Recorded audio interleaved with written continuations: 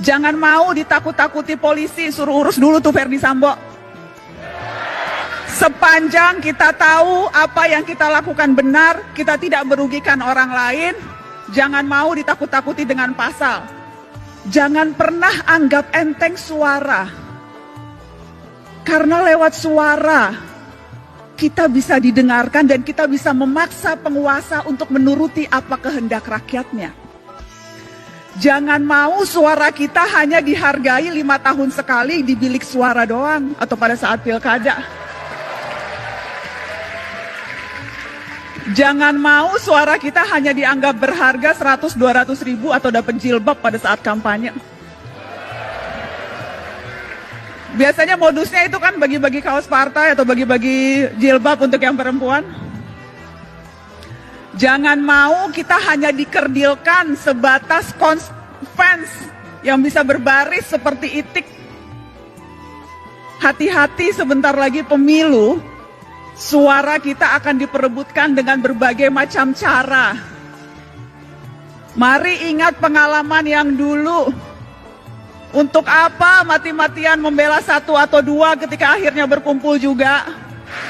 Buat apa musuh-musuhan sampai seolah-olah dunia akan berhenti kalau ternyata yang kalah bergabung dengan yang menang atas nama demi bangsa? Jadi nggak usah terlalu baper dan nggak usah terlalu mati-matian membela tokoh idola. Karena sekali lagi, hitung-hitungan mereka terkadang bukan kita, hitung-hitungannya untung rugi kalkulasi politik aja. Karenanya, jangan mau dimanfaatkan hanya suara di 5 tahun sekali, tapi gunakan suara itu terutama di hari-hari ini. Ketika ancaman kita untuk bersuara mungkin saja akan dibatasi lewat rancangan kitab undang-undang hukum pidana di mana semua bisa kena.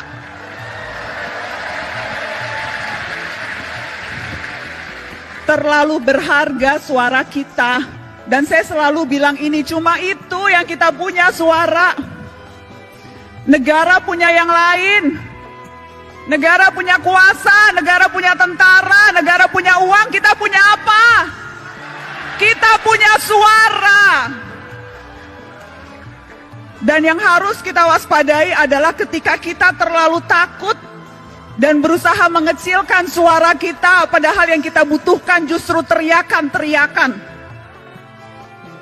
Jadi ya, menjadi pemimpin, menjadi presiden itu bagus, niat mulia. Tapi perhatikan suara-suara orang yang juga tidak punya kuasa, tetapi kalau berkumpul bisa berdaya. Jadi mari rapatkan barisan. Mari rapatkan barisan. Dan jangan mau ditipu-tipu. Jangan mau dipergunakan hanya suaranya. Tetapi ketika kita menuntut hak-hak kita yang paling dasar, sedasar kebebasan berekspresi dan berbicara, itu kita tidak didengarkan. Tetapi kakak mau menegaskan ini adik-adik.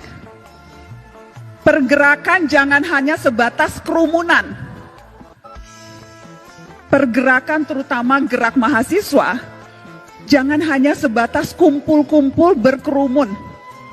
Ya, demonstrasi perlu dan harus terus dilakukan kalau memang strateginya seperti itu.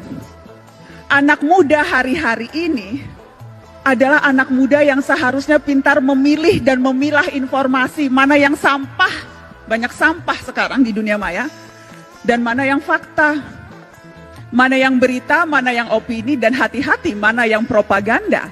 Dan kalau sudah yakin, sampaikan itu dengan lantang. Jangan mau ditakut-takuti polisi, suruh urus dulu tuh Verdi Sambo.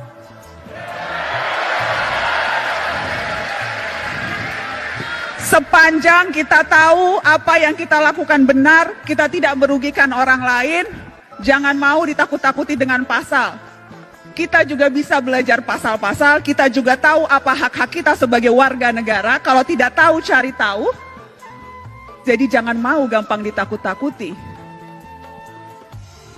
Dengan cara itu, kita bisa berdaya dan kita bisa memberdayakan orang lain.